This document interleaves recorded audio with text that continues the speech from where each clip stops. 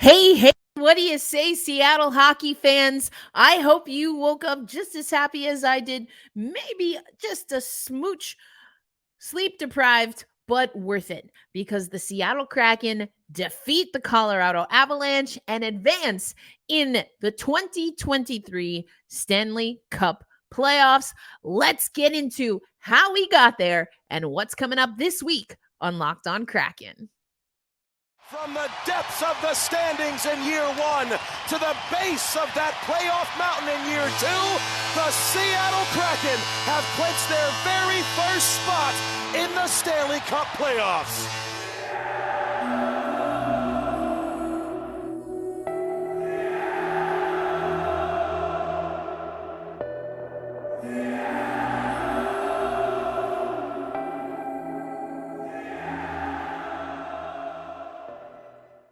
Happy Monday, Seattle hockey fans. Erica L. Ayala, your host of Locked On Kraken. We are your only daily Seattle Kraken podcast, a part of the Locked On Podcast Network, bringing you your favorite teams and leagues every single day. Now, I want to thank those of you who are everydayers. Some of you were with me in the live stream that we had, or the live reaction, the watch party that we were having on YouTube. You told me you're everydayers.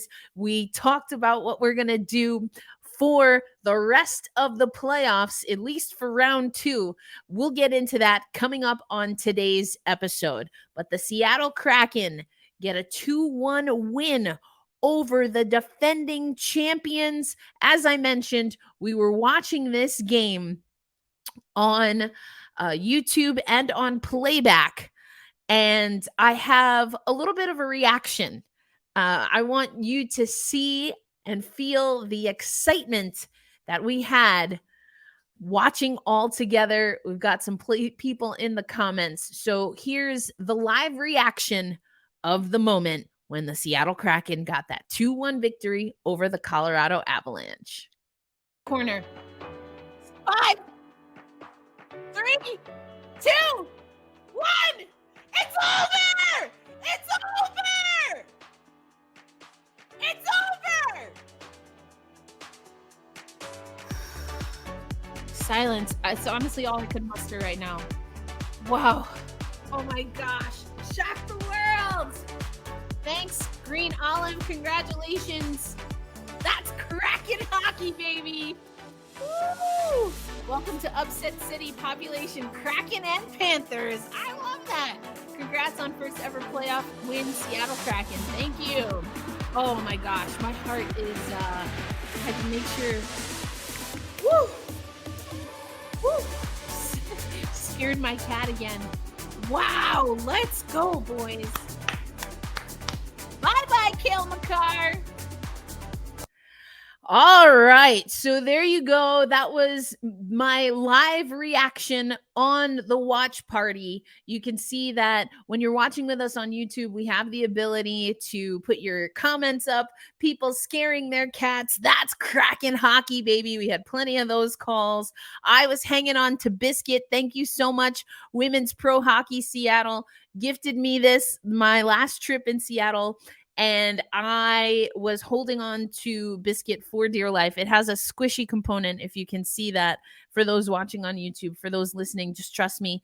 It's a little squishy puck with Women's Pro Hockey Seattle logo. And then it's got some hands and it's got some feet. Nice. I love this. Usually it's up there. Also in my video, you probably noticed that bulletin was knocked over. Have no idea how that happened. Probably when I was throwing my hat the other game. We're having a good time. The Seattle Kraken get it done. Let's talk a little bit about how we got there. But first, I want to show you some headlines. Headlines from around the world, or at least a few places. Okay, post-series instant analysis. Seattle at Colorado, round 1. Historic season continues as Kraken become first team to beat the defending Stanley Cup champions in inaugural playoff series. That's from a friend of the pod, of course, the one and only Allison Lucan. But here's another one coming from Bob Condor, the final buzzer, and improbable became incredible, and for real and epic and historic here in the home of the 2022, Stanley Cup champion Sunday. Playing in their first ever playoff series, the Kraken took out Colorado in a 7-game series, hanging on to a 2-1 lead in a nervy third period. Oh yes, hence biscuit. That included an apparent tying goal called black and way too many near misses for Seattle fans liking. We'll get into that a little bit more. We'll get into the stats. That's coming up here. Here we go. This is actually from Larry Stone. I'm going to read you the first little gaff here, but Kraken's Game 7 win keeps playoff hockey on Seattle's center stage. Denver, as one Seattle icon said on occasion of another exhilarating, groundbreaking playoff series win more than a quarter century ago, it just continues. The Kraken's joyride moves on, given a new tank of gas with Sunday's unfathomably tense 2-1 victory over the Colorado Avalanche. Keep going. Kraken oust Avalanche in Game 7. Defending champs can't solve Philip Grubauer as depth runs out. Woo! Let's go. The Seattle Kraken ousted the defending Stanley Cup champion Colorado Avalanche with a 2-1 win in Game 7 of their first round playoff series Sunday. Here's what you need to know. They talk about Bjorkstrand, Rantanen, McKinnon, of course, Philip Grubauer. And Seattle became the first franchise in NHL history to earn its first playoff series win against a reigning champion per the NHL. The Kraken will play the Stars in the second round. More on that to come. So I took you around the world. I was what's going on? The New York Times, my original hometown paper, don't have a story up about our series yet. Not that I found. So if you find one, let me know. Are we feeling the excitement? I am pumped. I thought it was going to go 6, Colorado in 6. Yes, I did say Colorado in 6, with the caveat that if it goes 7, it's anyone's game, but probably ours. So, shock the world. Dave Haxtell, after the game, was asked about belief, and he talked a little bit more about that, but make sure you're checking out YouTube, the Locked On Kraken YouTube page. And over there, doing a poll. Early returns are in favor of Philip Grubauer, but question of the day: how are we feeling today, Kraken fans? Vote for the Kraken photo that best describes your mood after the Seattle Kraken defeated the Avs. We've got the Ryan Donato, that's one of my favorites. We've got the Philip Grubauer yeeting the fish. If you were watching on Root Sports, you probably pick up that reference. We've got Jaden Schwartz looking up in admiration at the scoreboard, and the Ellie Tolvanen Selly. Woo! How are you feeling? All of the above, quite honestly, for me, including in the Ryan Donato photo, which I use all the time. If you look really closely, there's a fan. I forget where we were playing, somewhere in Canada. There's a fan giving him the finger. And I kind of feel like there's probably some Avs fans, some hockey fans that are a little bit mad. They're big mad, bruh.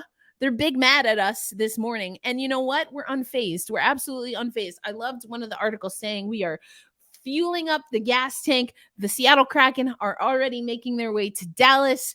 They are going to have media availability later today at the time that I'm recording this. So listen, it's going to be exciting. But I do want to give some love to the Locked On Avalanche show. They reached out last night after the win. I thought that was really gracious of them to do. And I want to share a little bit of what they had to say. And it was Chris. Excuse me. So Chris and I, did the squad cast. We'll talk about what's to come regarding squad casts. But here's Chris from Locked On Avs. He and I did the squad cast previewing the Colorado Avalanche Seattle Kraken series. If you want to check that out, just to refresh your memory, see which one of us, what we were talking about, I'll put that link in the show notes. But here's Chris in what we call our Locked On Nows, the immediate reaction a little more edited reaction because I showed you my raw reaction, and then we have one that's posted on social media. But here's what Chris had to say post-game. All right, the Colorado Avalanche season comes to an end after a 2-1 loss to the Seattle Kraken in Game 7 at home in Colorado. And the two things that people will be talking about for this game, an offsides call and Philip Grubauer. Philip Grubauer was spectacular in this game, and the Avalanche threw everything that they could at him, and he was up for the task. They did seem to crack him a little bit at the end of the second where they got a power play goal, and then early in the third, you had a game-tying goal, but it got called back because of an offsides by Arturi Lehkonen. You got to feel for Arturi Lehkonen today, but he was offsides. It was the right call, and the Avalanche couldn't put another one past Grubauer. So that's it. The Stanley Cup will be in a new city for this season, and for the Avalanche, it is going to be an off season of questions. There's a lot of unrestricted free agents that they have to sign. So I think your top players are still, they're under contract. They're not going anywhere. But this team might have a very different look to it next year because a lot of those unrestricted free agents, they either won't be back because of age, because of performance, or because the Avalanche just can't afford them. So one way or another, it will be a different looking Avalanche team. They will still be in the mix for a strong playoff push if they can just stay healthy. That was the big issue for this year for the Avalanche, is they were hardly ever a healthy team. And to do what they did and win the division, you got to give them a pat on the back for that. But the season's over, and now you look forward already to next year. So that's what Chris had to say. I thought there were a lot of interesting nuggets there because we also heard from Colorado camp immediately following the game. And yes, already the conversation is, this was a special team. We don't know how many guys will be back. We know this is a business, yada, yada, yada. Now, we've already seen that the Seattle Kraken have poached some players in free agency in the offseason from Colorado. Question number 2 of the day. First question of the day is, how are you feeling?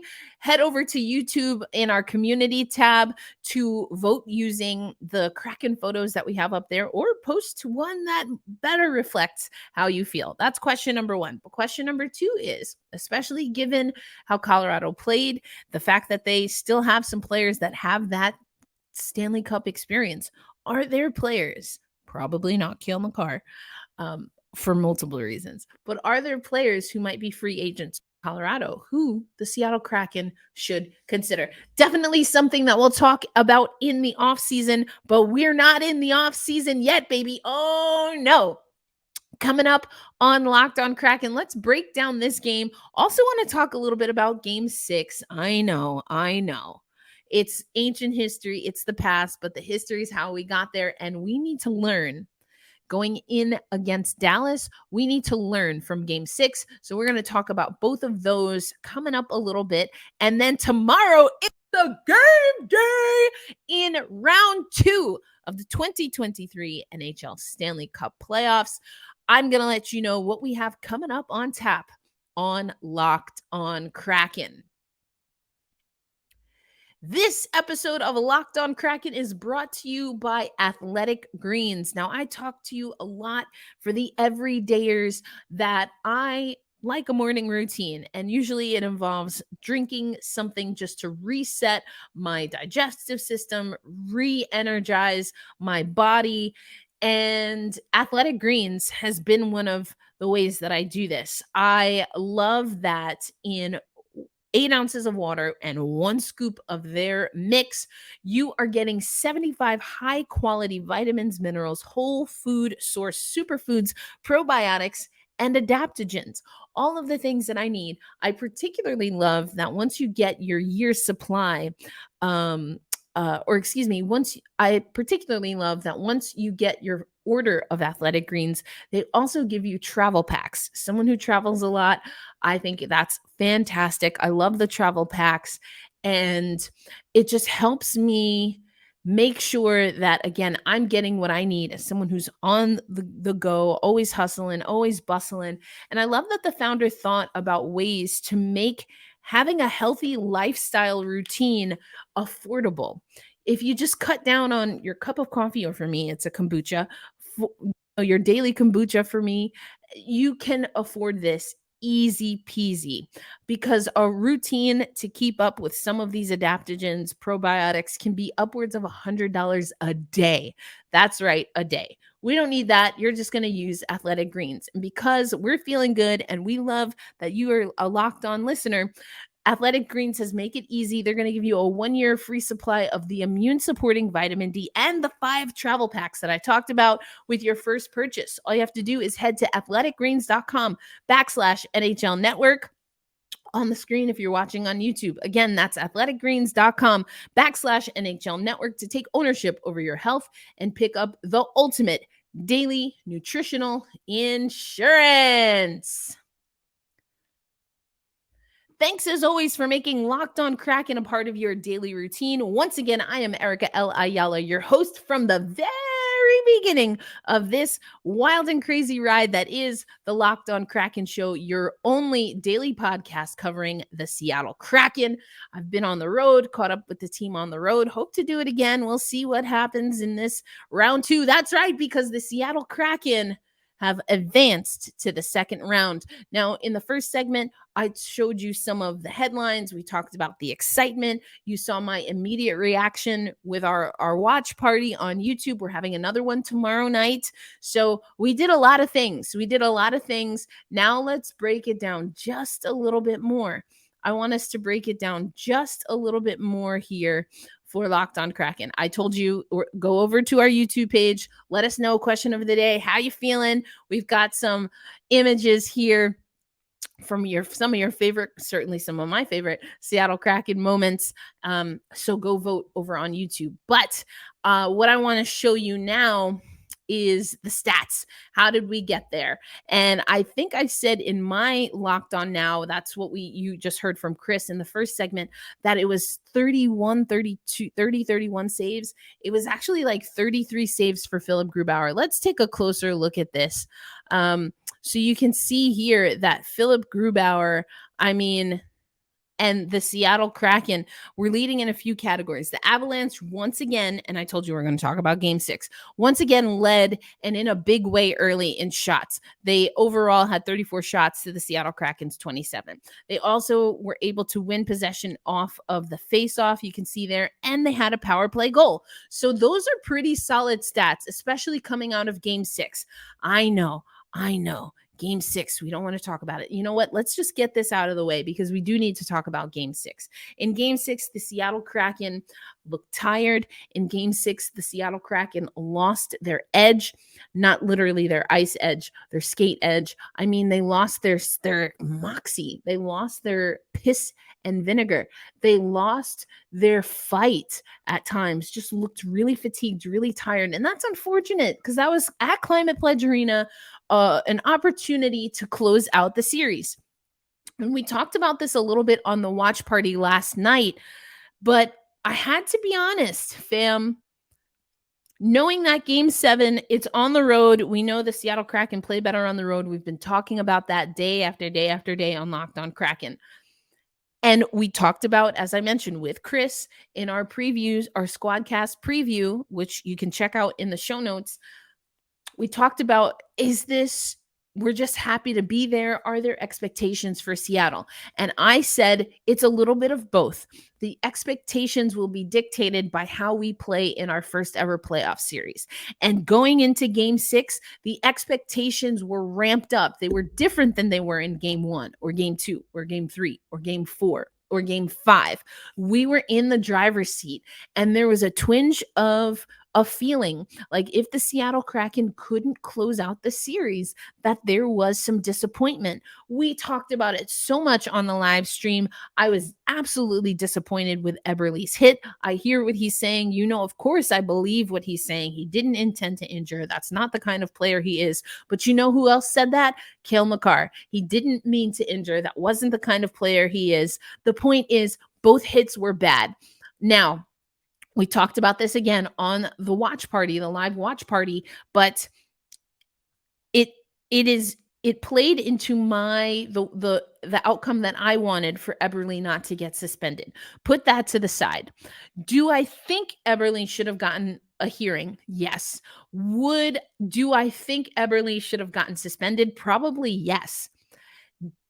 Would I have been, air quotes, okay if he got suspended? Yes, because in hockey, we keep saying that we're trying to get certain things out of the game, and he has to have more awareness in that situation. It was a bad hit. We've got now someone with a fractured neck. That's not okay. That's not okay. So between the Eberle hit, he didn't get suspended, so there was a lot going into Game 7, but Game 6 was not good for us, fam. And I want us to remember it, and we're probably going to talk about this a little bit more as the week goes on, but we need to really learn the lessons, and that's where we come to Game 7, because I talked about some of these stats, but what was happening is that the Seattle Kraken were setting the tone in the defensive areas, in the defensive zone. And I do mean defensive areas because it's not just in the D zone, but throughout all three zones and playing defense. Now, the forecheck for the Seattle Kraken has always been a strength, but it took them a while in Game 7 to establish the forecheck. And I kind of liked that. There was a time where it was extremely uncomfortable to watch this game because it felt almost like the Seattle Kraken, they just weren't Kraken. They weren't ready to figuratively kind of whip that pinball into play. They were very much just kind of teetering, absorbing. At one point on the live stream, I think I even said, is this kind of a rope-a-dope? Like, are we just absorbing and taking all these hits to fatigue Colorado so then we, boom, come out of the gate? And I don't know that it was necessarily an intentional rope-a-dope, but as the game went on, the Seattle Kraken were still being outshot by double digits, but we were up 2 goals. We took the lead, and that came from finally establishing a good cadence where you could be aggressive, reading and making hustle plays, winning 50-50 battles. The second goal by Bjorkstrand is set up by Eli Tolvanen with a poke check along the boards and just willing the puck ahead and not wanting to lose that battle. One-handed. Eddie Olczyk did a great job. I believe it was in the postgame breaking that down because he joined the Root Sports broadcast after he finished up with the national broadcast. And I loved that. He joined the Root Sports broadcast because we don't get them the rest of the way. Anyway, we learned our lesson from Game 6 to Game 7, and this is something that individual Seattle Kraken players have done. I've talked a lot about, Matty Beniers being that kind of player where, he can go on the ice and immediately make a difference based on what he was practicing and what he experienced in last game. But that's probably one of the most noticeable times that we saw a game-to-game change that Seattle was able to make, and I am here for it. They did it at the right time. They found a way to win in the most Seattle Kraken hockey way. Again, look at these stats. Look at these stats here. We were not dominating this game. We didn't score on the power play. We didn't even have any power play opportunities. We did establish ourselves in hits, 46 hits to 23, and in blocks. Good grief. We had so many amazing blocks, but you know what else we had? And some of y'all probably owe him an apology. We had Gru. So let's hear from the man, the myth, the legend, Philip Grubauer after this game.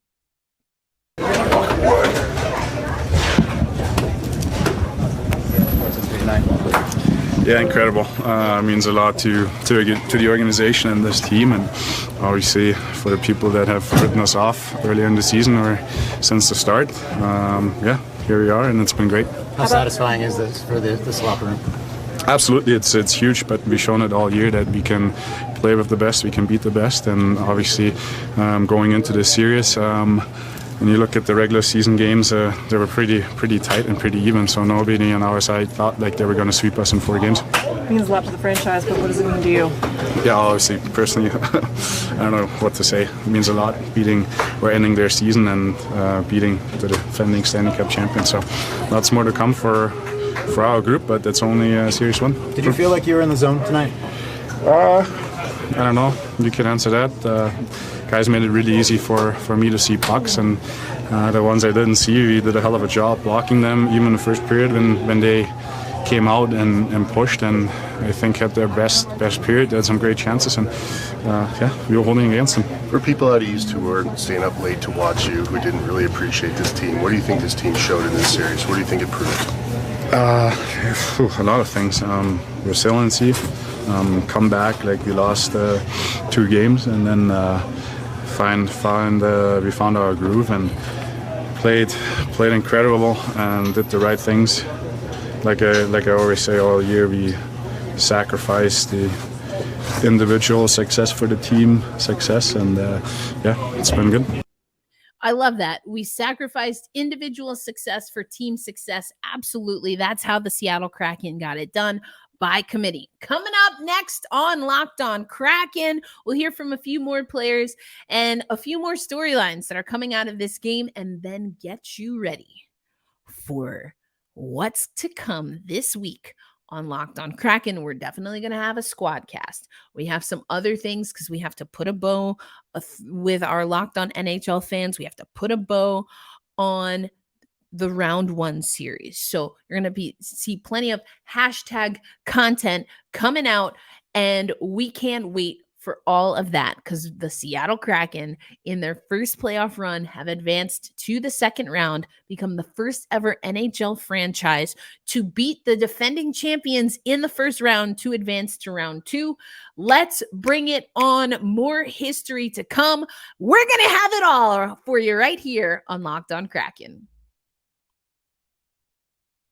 Thanks, as always, for making Locked On Kraken a part of your daily routine. My name is Erica L. Ayala. I am your host of Locked On Kraken. We are your daily show 5 times a week, coming to you as part of the Locked On Podcast Network. We have amazing people that are covering the Seattle Kraken. We might be able to get some of them on the show, but remember, we're your only show on a daily basis. And we've been having a lot of fun in these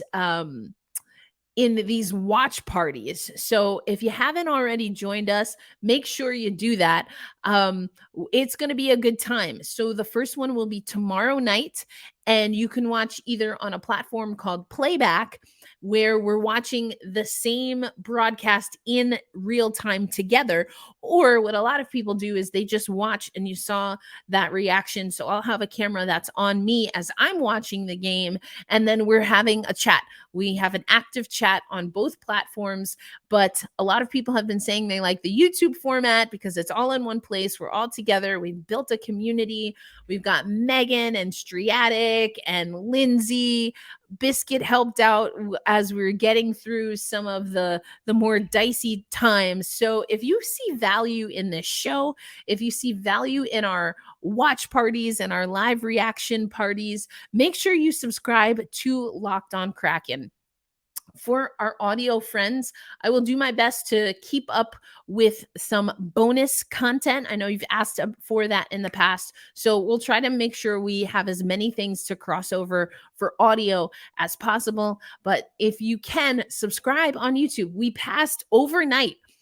So when Game 7 started, we were just under 600 subscribers. Now we've surpassed that. So we really want to try and get to 1,000 subscribers. I'd love to do that. That allows us to do things like super chats and bring in more revenue for this here podcast, which means that I get to go to more Seattle Kraken games, whether in Seattle on the road. So help out the channel and get more Locked On Kraken content coming from yours truly. All right, so we've got the live watch party because it's a game day tomorrow. Now we're playing the Dallas Stars.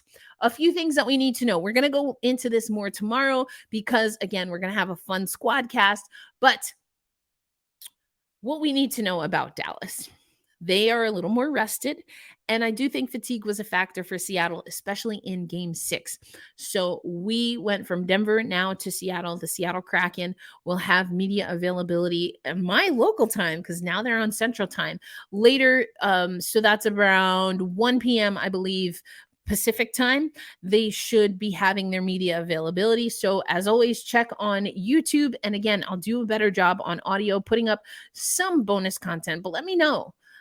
Reply at Locked On Kraken on YouTube. You can reply to me. That's my social media handle at elindsay08, ELINDSAY08. Or you can email lockedonkraken, all one word, at gmail.com. What kind of bonus audio content do you want? The post games, things like that, my live reaction snippets. I've been cutting those up. So let me know. But so here's how it's going to go. We will have some of the videos on the YouTube page from the media availability. It will likely be Dave Haxtell, maybe 1 or 2 players. We'll have that up for you. Already on social media is some of what you've seen on the live shows. We have the link for the live watch along, watch party, whatever you want to call it, live reaction show. That's in the show notes and on social media. And also the playback link if you prefer to actually be watching the game. That's how we can do it. We're watching the same feed together, but you can also comment. And sometimes I can pull people up on stage. So if you want to talk to me in real time or to the rest of folks, that's a good way to do it. And then on tomorrow's episode of Locked On Kraken, we are going to have a special playoffs round 2 squad cast with Dane from the Locked On Stars. Now, I mentioned they already have some rest.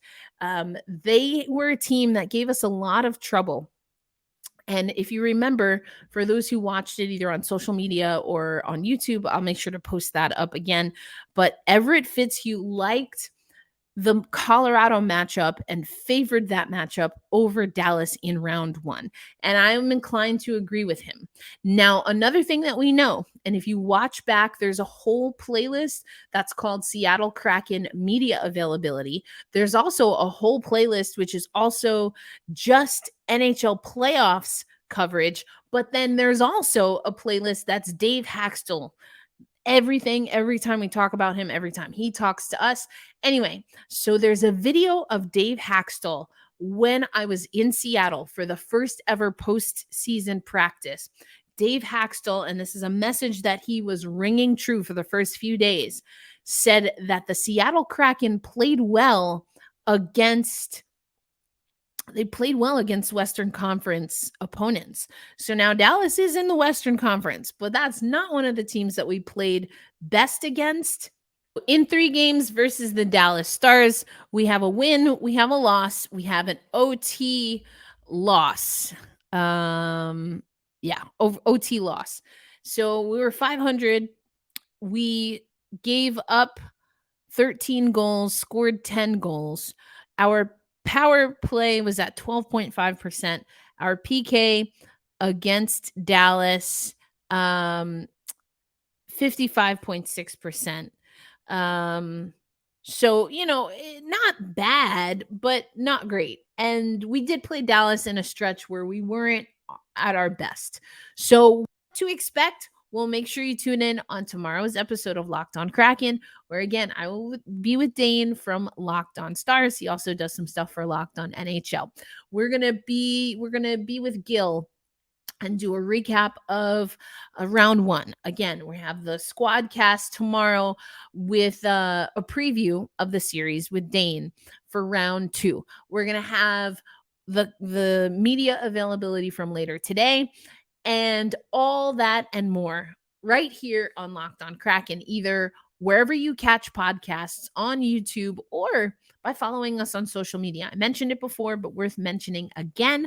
You can follow the show at Locked On Kraken on Instagram, on Twitter. You have us on YouTube, and you can follow Black Rosie Media on TikTok, that's where I also post some Locked On Kraken stuff. So that is going to do it for our show. Recharge those batteries, Seattle hockey fans, because we know what we have to do. We're going to hold fast. We're going to stay true. We're going to hang on to Biscuit for good luck and wear our Sue Bird jerseys and bucket caps. We're going to do it all because we are not done yet. Let's go, Kraken. I'll see you on the next episode of Locked On Kraken. Peace.